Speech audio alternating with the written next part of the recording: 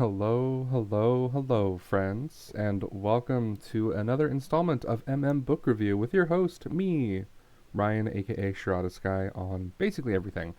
Today, we're going to be talking about The Bully King, or Bully King, the first Love is Love book by Andy Jackson. I read this one a while ago. I think I read it when I was on the trip with my family, I think. It's been a minute since I've read it, but I do remember a lot about this book. It's kind of stuck with me. So let's dive in. As we go through this normally, we'll go through our intro as we do. So just a heads up, we're going to be talking about some spoilers.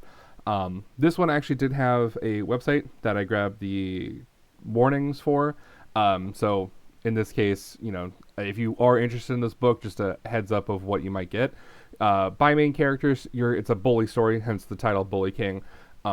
You're going to get some dumb con kind of content specifically between the two characters, rampant homophobia and assaults, and then side characters, you get domestic violence, alcohol abuse, suicide attempt, abuse, bullying, car accident, death, homophobia, and more violence. So just a heads up, this is not a feel-good book. It does have a happily ever after, if you will, but not a feel-good book. So let's dive in and start with the characters. So we're introduced immediately to Jonah Cohen. He is the new kid. His family is moved to a new town. His father is there as in the new pastor, so he's, taking charge of the church. So he's, kind of, in the sense, the main protagonist, if you will. The chapters are split up by either Jonah or Roman's perspective, just depending on what's needed at the time. But I would say the vast majority, I think, go to Jonah, with some going to Roman, just depending on kind of what's going on. But anyway, he's depressed, he's closeted, he kind of is just hoping to get through it if he can, get through high school, get through life. But he's not expecting much. He doesn't think he's long for this world. His family is very religious because, the father is the pastor. And he feels like the black sheep due to this because of his own burgeoning sexuality. He has an older brother to Mary who is 2 years younger than him. And the two of them are basically BFFs. They look out for each other and stuff like that. And then we got Roman King, the self-proclaimed king of the high school and bully because, he's got a tragic home life. He's a high school quarterback. He's a womanizer. He is, severely closeted to the point where he is rampant homophobia is apparent. He's aggressive and, he's an only child, so he has got nobody to rely on, which is kind of good in the sense because otherwise his father would have more easy pickings, some of the side characters we'll get to meet include Mary Cohen. It's Jonah's little sister. She's a sophomore when this book starts. She's dating Roman and then dating Roman as a ploy. We have, Papa King, Mama King, and the Cohen parents. All bad parents in their own way, so they don't get actually named sections because I just don't care about looking through the book and trying to figure out, did they get named? If they do, great. If they didn't, meh, it's fine. We have Tommy, who is one of Roman's best friends. He is also gay. He gets outed and severely bashed by Roman, and nearly offs himself, which is a big plot point, which we'll touch on in a minute. And then we have Anna, one of the first friends Jonah's made in his grade. There's not much to say about her. She doesn't show up much. She's just kind of there to be like, oh yeah, that's Roman. He's kind of a dick. She's just there to kind of color in the society or social hierarchy, if you will, of the high school. As far as the overall review or overview of the story, the Cohens move in and the siblings, Jonah and Mary, are starting high school in a new school. Jonah is a senior, Mary is a sophomore. The first day, literally after just getting his class schedule, Jonah literally runs into Roman and gets kind of kicked around and gets assaulted, setting off the tone for the rest of the book. Roman then sets his sights on the new girl, Mary, and finds out that she's Jonah's sister. And then after being introduced to the Cohens' parents, Roman has to attend church in order to continue dating Mary. And he has to have Jonah there as a chaperone for any Roman and Mary dates and outings. At church, the first sermon we get, and I think the only sermon we get, Pastor Cohen begins with an anti-gay sermon, which upsets Roman and Jonah. They leave separately for different reasons, and then Roman finds an empty Sunday school classroom and then essays Jonah during did I say Roman? Roman finds an empty Sunday school classroom and then lures Jonah there and then essays Jonah. This is kind of where the non-con dub-con really comes in, and it's high school and it's not good, but it serves a point in the story. It is graphic, but it's not glorified in any way. It's not, hurrah, if you will. And then Roman and Jonah begin this very hot and cold relationship. It's very hot and cold. It's not healthy by any stretch of the imagination, but in their situation, it's pretty much all they have to cling to maintain sanity, if you will. And Mary soon finds out the two of them are together behind her back. And she's really cool as a sister. She says, you know what, I'll keep her secret. I'll continue dating Roman. Jonah can be there, and that's why you guys can hang out and like not be upset with each other. At a big high school party, Tommy is outed as he is caught kissing another dude, and that leaks everywhere to high school. Social media is bad as a whole, but the following day at school, Roman has to beat him up, otherwise, he'll be assumed to be in on it. And later that day, Tommy leaves, and Jonah decides to not go because, after seeing the boyfriend that you supposedly had beat up another gay guy, you're like, maybe that's not good for me. So Jonah finds Tommy in the woods with a weapon about to end his life, and then Jonah stops him. He talks him down, literally talks him not off a ledge, but off a ledge, figuratively, if you know. And then after saving Tommy, Jonah confronts Roman and demands that he does better if he ever wants to be with him. He's kind of laying down the law here, which is what we needed to see. Jonah then gives the weapon to Roman and explains Tommy's plan because of the other man's actions and says he needs to do better and he needs to go give this to Tommy and apologize to him face to face.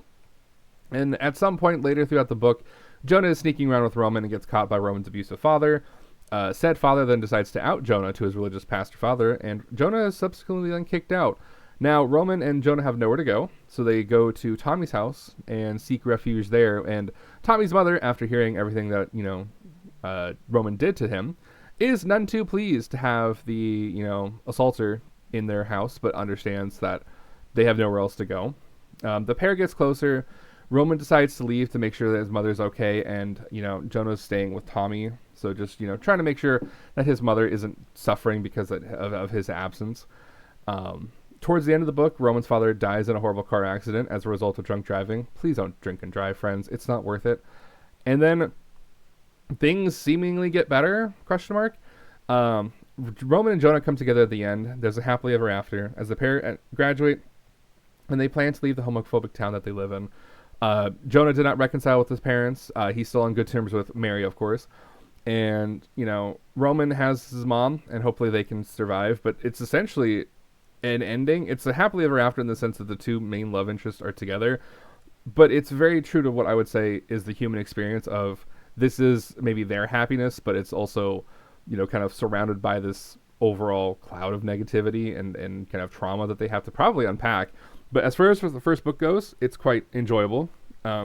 So yeah, let's go into some trope discussions because I feel like there's not much to talk about here that I haven't already covered, but some of the things that I enjoyed as we slam the trope against the locker, consensually, of course. The bully-victim dynamic, I think, is something I enjoy, especially in like high school settings or even like post-high school settings.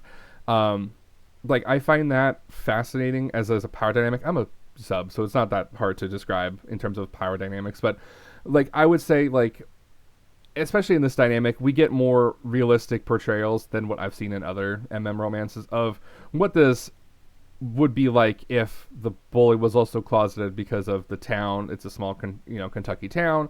The father, the society that they're living in, and it's hard to say like this because I don't want to justify it because I don't think this is healthy by any means. But Roman's clearly picking on Jonah like young kids would pick on their crushes, but Jonah doesn't know that because Jonah thinks Roman's just straight and just trying to be a dick. And I think the beginning of the book really reflects Jonah's dark headspace over his sexuality and the crush that he has on Roman, his abuser. He's very conflicted by the fact that he's enthralled in a way by this bully that he has, that he finds him sexy, but he's also being, physically tormented by him. It's an interesting read, and I think it reads not like something groundbreaking, but it's definitely a refreshing take on this kind of dynamic that other ones would just be like, yeah, you were my bully, you made my life horrible, you call me names, This one is living the moment, if you will. And then we have the I would say the prevailing theme, I can't speak today, is the internalized external homophobia. I mean, it's a very small Christian town, and the pastor is literally Jonah's father, so he can't escape it. And Roman has long hang-ups with accepting himself, and Jonah believes he's doomed for hell because he can't get over his attraction to men. So the pair of them, on their own way, if they hadn't met, would probably still be self-spiraling in non-healthy ways. Together, they're still spiraling in a non-healthy way in the beginning, but towards the end, when Jonah starts to kind of redeem himself slightly, it's shown to be like, hey, it's the transformative power of love, I guess you could say, in terms of like, if you took Beauty and the Beast and just distilled it down to just that one theme of the transformative power of love, it works, but it's definitely not perfect. And Mary is such a good foil to these two lovers because she accepts them and actively helps them. She's like, she would have, would have thought would have been the one to be like, no, this is not okay, you know. But she's like, no, you guys are doing what you want. You love each other, so be it, you know. And who am I to stop that? You know, I'll help you guys out. So I think it's interesting to see like there's still some small spark of light in what overall for both these characters is a dark environment that they're living in. So let's go through some rankings because I enjoy this one. So we'll go through the plot, we'll touch on the characters, the writing style, and the spicy scenes and everything like that. So no surprise, I am probably going to rank this very high. So the plot is 5 stars. I think this might be my favorite example of bully victim kind of relationship, and I'm not saying that's what I enjoy to read about, but more so like the dynamic of, you know, redemption and, like I said, the transformative power of love. I think the plot works. I think the characters, as we're going to touch on, are also very believable. I quite enjoy all of them. The characters feel real, they feel grounded, they have real concerns. Like, it's definitely a very dark story in terms of the plot, but I do enjoy everything that they bring in terms of the characters, and yeah, it's great. Same thing for the writing style. I had no issues reading it. I don't think there's anything wrong with it. There's a lot of like internal monologue sometimes with italics and things like that where Jonah or Roman will be like kind of thinking off to themselves. It's like it's interesting to kind of get an idea of what their thoughts are, and I do like this writing style a lot. Andy Jackson, solid author. I will definitely look more for what they write, but I quite enjoy this. And then spicy scenes, again, it may not be to everyone's taste, but I enjoy the little bit of dubcom, non-con stuff within reason. There's limits, obviously, but I would say I think this was a solid read. So obviously the answer to this is going to be it's all 5 stars, all across the board. I really enjoyed reading this. It was dark and visceral, and I quite enjoyed the just overall read of how it went through, and I quite enjoyed, you know, getting to know these characters, and then it just felt very real. You know, it felt like a high school. I felt like I was literally back in high school kind of reliving these experiences. So I enjoyed it. So I hope you guys enjoy it too. If you decide to read it, let me know what your thoughts are. But before we move forward, let's go talk about some recommendations. So I have 2. I think I've talked about Rebel and Spruce High, but I haven't done a book review yet on it, or like a full review for it. I do enjoy it. It's set in the high school setting. It's less bully victim, if you will. It's more of like protector bully victim relationship. You know, like there's a guy who's stepping in to protect the bullied kid. And it's quite nice. It's another high school setting. I enjoy it. It's more thematically fitting of like an idealized version of high school in a way. Less drama, but also it's a different setting, you know. It's a fictional town where people are fine being gay versus, you know, Kentucky where apparently it's not okay. Things like that. You know, it's like different setting, different kind of rules that they're living by. But if you want a ex-bully romance where it's the former bully kind of learning to not be a bully, I would call See Me by T.L. Travis that kind of story. It's I think pitched as like a Beauty and the Beast, the remake movie kind of setting. Love story, and I also would agree with that, but it's a solid read. It's shorter than Bully King. I think Rebel and Spruce High and Bully King are about the same length in terms of storylines. Ex-Bully See Me romance I think is a little bit shorter, but both are great reads. I hope you enjoy both of them if you pick them up or if you ever dive into these. And thank you again for my wonderful patron, Potato Kingdom. I appreciate your support month over month, and I appreciate that you send me a few bucks so I can keep doing these, silly little videos about books that I've read and I want to share with you guys. So thank you again, Potato Kingdom. I hope you're doing well, and I hope to see you guys soon. I also stream on Twitch. I know Twitter has changed, so I'm not going to change it. It's still going to be Twitter. Elon Musk can just suck it. I don't care. But yes, I stream on Twitch nightly. I play a different game every night. You can see my unhinged thoughts on Twitter, so long as it's going to be Twitter. I may essentially move over to Blue Sky if things change, and then you can also support me on Patreon if you like. It's not required, it's not needed, but I appreciate you guys for watching these, and hopefully you guys can share them with your friends, or if you know of anyone who's looking for a good gay romance book, feel free to send them my way. I might have some recommendations for them. So thank you all so much for enjoying the video. I'll see you guys next time. Make sure to like, comment, subscribe, do all those YouTube-y things, and I'll see you in the next one. Have a good one.